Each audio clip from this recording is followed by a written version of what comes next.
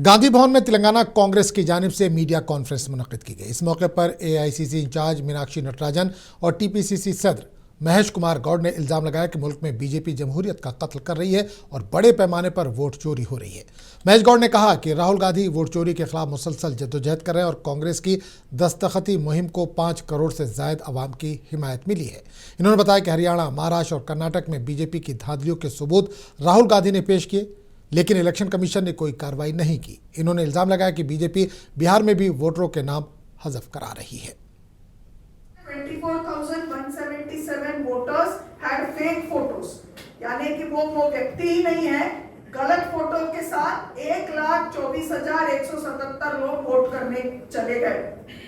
किसी के पास soft copy software था जिसमें वो डुप्लीकेट रिमूव कर सकते थे, फेक फोटो के साथ आए हुए लोगों को पकड़ सकते थे, लेकिन उन्होंने ये नहीं किया।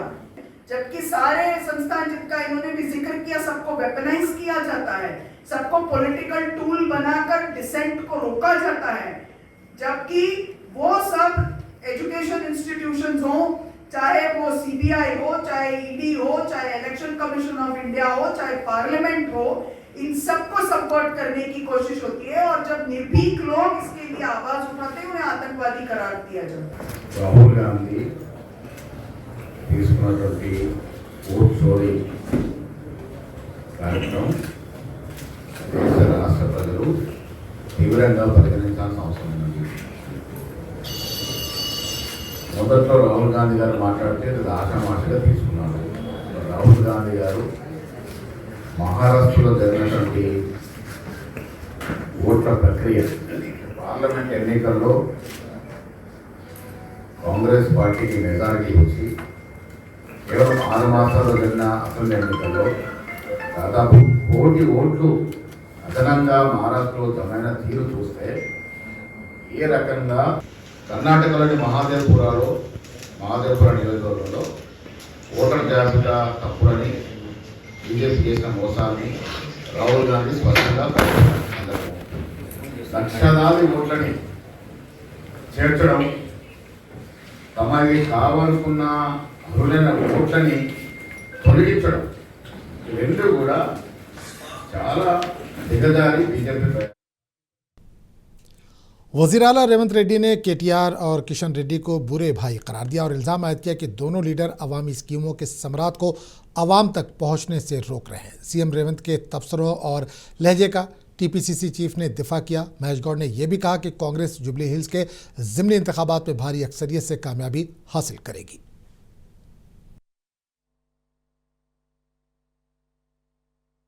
Both of them why CM described them as bad brothers. Both of them are obstructing the development and welfare of Telangana. Kishan Reddy, that center, is stopping the funds to be released to Telangana.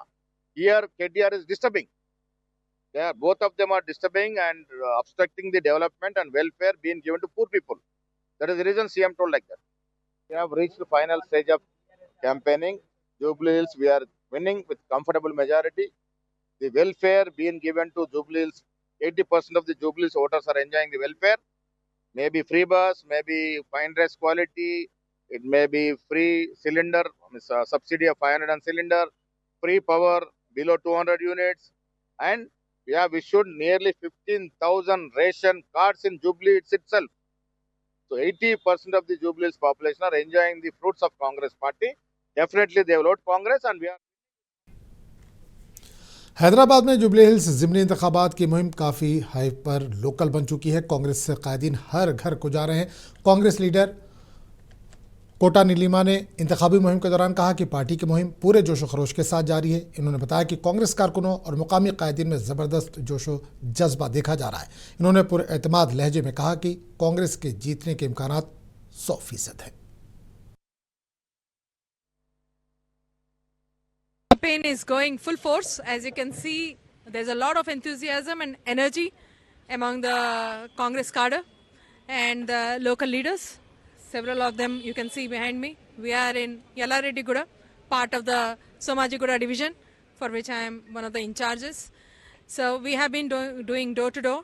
We have also been going from one street to another, one apartment to another, every floor. It's the passion with us to work for the Congress. because when you love India, you have to love Congress.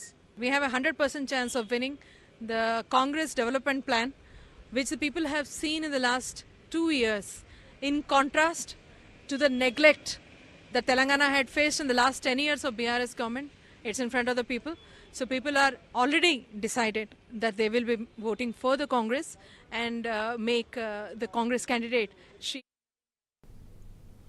Congress के senior रहनुमा जग्गा रेड्डी ने आवाम से appeal की कि वो कांग्रेस उम्मीदवार नवीन यादव को कामयाब बनाए। इन्होंने कहा कि अगर आप नवीन यादव को वोट देते हैं तो ये ऐसे है जैसे अपने घर के आदमी को जिताना, लेकिन अगर अपोजिशन को वोट देते हैं तो जैसे किसी बाहर वाले को घर का इख्तियार देना।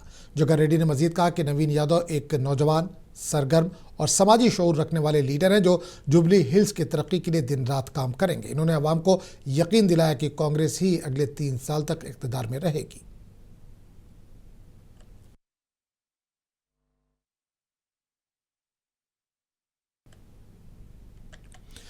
रियासती वजीर टी केशव राव ने आज कांग्रेस उम्मीदवार नवीन यादव के हक में इंतखाबी मुहिम चलाई। इस दौरान रियासती वजीर ने आवाम से मुलाकात करते हुए कांग्रेस उम्मीदवार के हक में वोट देने की अपील की। इस मौके पर मुकामी लोगों ने रियासती वजीर का इस्तकबाल किया। इन्होंने इल्ज़ाम लगाया कि साबिक हुकूमत में करप्शन और बेकायदगियाँ आम थी। इन्होंने BRS पर जाली खबरों के जरिए आवाम को गुमराह करने का इल्ज़ाम आयद किया।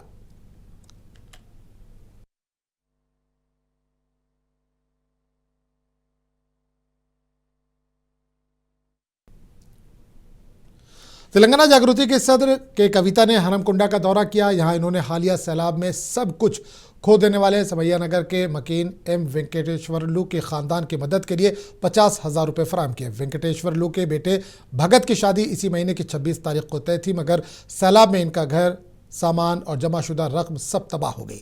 कविता ने मुतासरा खानदान से मुलाकात करते हुए हर मुमकिन ताउन की यकीन दहानी कराई और हुकूमत से मुतालबा किया कि वारंगल के तमाम सैलाब मुतासरीन के फौरी इमदाद के लिए इक़दाम किए जाएं।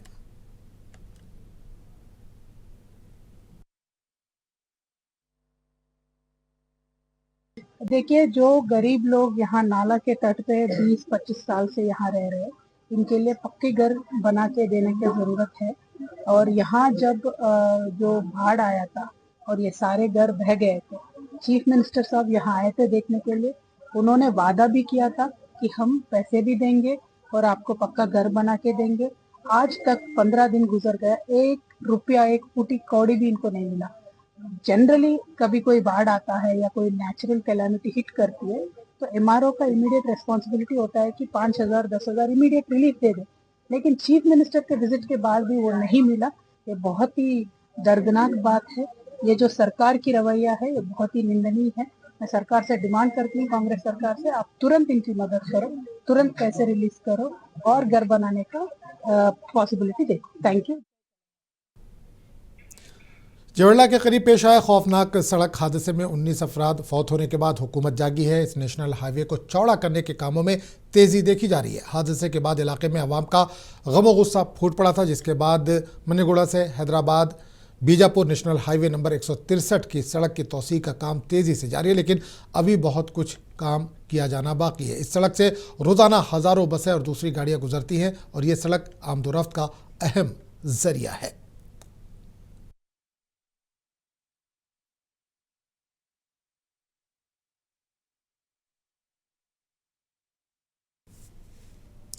निजामाबाद में हुए शेख रियाज इनकाउंटर केस में मकतूल के अहले खाना ने नेशनल ह्यूमन राइट कमीशन से रुजू किया है।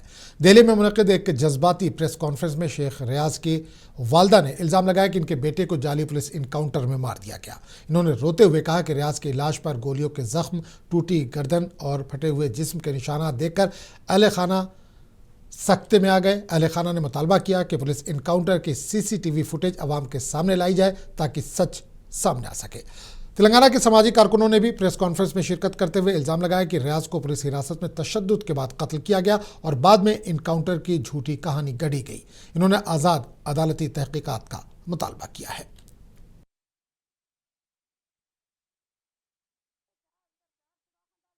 निकल जा रहे बेटा, इधर सुराखा डाल दिए, एक जानवर से बदतर कर दी, मेरे बच्चे को इंसान का बताया ना, वो 4 सुराखा, ये गर्दन तो यूं यूं चल रही, तो बन के रखे मेरे कहता वो जल्दी लग जाओ।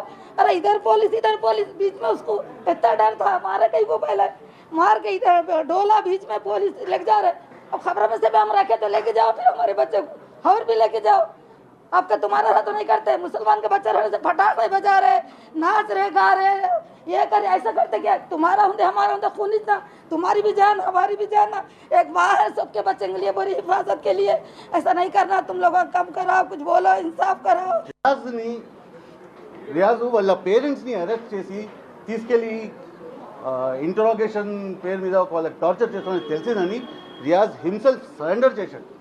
వాడు ఒక పోలీస్ కానిస్టేబుల్, ఒక గవర్నమెంట్ ఎంప్లాయీని చంపాడంటే నిజామాబాద్లో ఉంటాడా? వాడు నిజామాబాద్ వదిలేసి వెళ్ళిపోతాడు కదా. ఫ్యామిలీని ఇన్ఫార్మ్ చేస్తారు కదా, మీరు కూడా ఎక్కడ తప్పించుకోవడం అంటారు కదా. అలాంటి ఏం చేయలేదు. ఫ్యామిలీ ఇంట్లో ఉంది, ఫ్యామిలీ వెయిట్ చేస్తుంది రియాజ్ వస్తాడని. ఆయన అక్కడే ఉన్నాడు. వాళ్ళ ఫ్యామిలీని తీసుకొని 24 hours టార్చర్ చేశారంటే వీళ్ళు వినరు అని స్వయంగా సరెండర్ చేశాడు. ఆ సరెండర్ చేసే దాంట్లో ఆయన మీద చేసి 3rd degree టార్చర్లో కస్టడీలో రియాజ్ది డెత్ అయిపోయింది.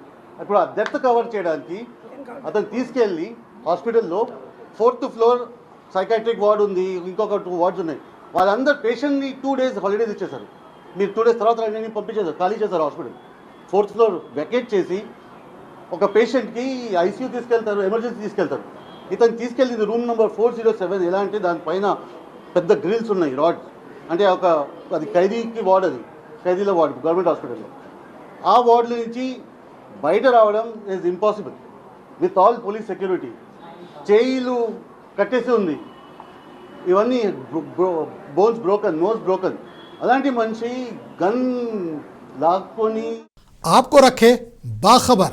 देखिए मुंसिफ टीवी, लाइक कीजिए, शेयर कीजिए और सब्सक्राइब कीजिए। स्क्रीन पर दिया गया बटन जरूर दबाइए।